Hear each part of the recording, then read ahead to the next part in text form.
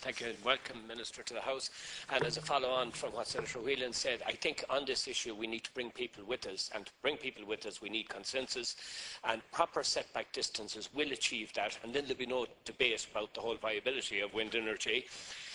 In relation to the department's take on it, in relation to the setback distances I had in my bill, they said that we won't achieve our target should we implement those particular setback distances.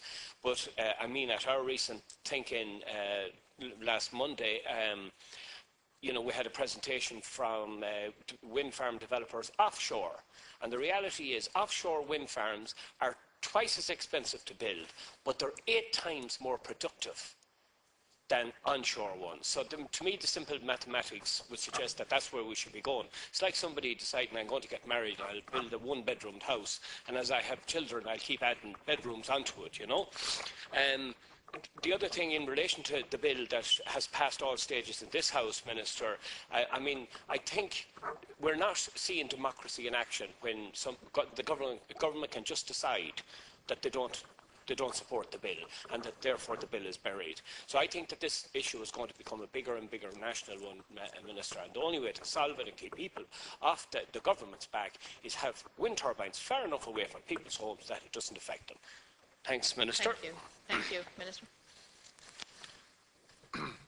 Thank you, Cathaoirleach Gaim, and thanks to Senator Whelan and Kelly for raising this important issue. And just to let them know that I am taking this matter on behalf of the delegated Minister, Jana Sullivan.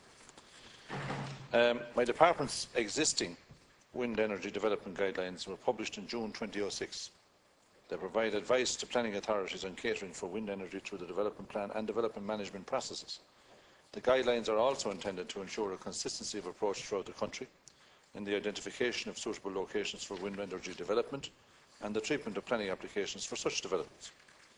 My department, in conjunction with the Department of Communications, Energy and Natural Resources and other stakeholders, is now, as you know, undertaking a targeted review of the wind energy guidelines of 2006 and is focusing on noise, proximity and shadow flicker. A press notice was issued in January this year inviting submissions on this targeted review. Over 550 submissions were received from individual members of the public and the various stakeholders in response to the notice. Now, in anyone's language, this is a very strong response to what was just the very first stage in a process that will provide further and more extensive opportunities for the public to shape the review process.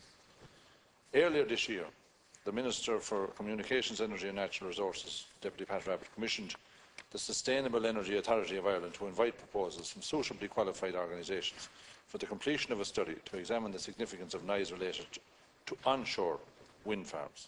The objective of the study is to obtain evidence upon which to evaluate the appropriateness of the existing guidelines in relation to noise impacts and, if considered necessary, suggest changes. It will take account of the following key contextual issues: the evolution of wind turbine technologies since the current guidelines were published, experience to date in the application of the current guidelines, and research relating to wind turbine noise issues, including an examination of international practice since the current guidelines were adopted, and also Ireland's binding targets in relation to renewable energy update and penetration. SEAI awarded the contract for carrying out the study to Marshall Day Acoustics in July 2013. Marshall Day have significant international experience in this field and have previously participated in reviews of the wind farm noise guidelines for the Australian and New Zealand governments. This study will form a key input into the review of the statutory guidelines. It is expected to be completed shortly to allow preparation and publication of revised statutory guidelines in draft form. The indicative timetable for the publication of the draft guidelines is Q4 this year. The draft guidelines will, like all other new or revised guidelines, go out for public consultation for a period of 6 weeks to 2 months to allow the publication of the final guidelines in 2014. Once the consultation period is closed, the submissions received in the draft guidelines are considered and taken into account in the final form of the guidelines.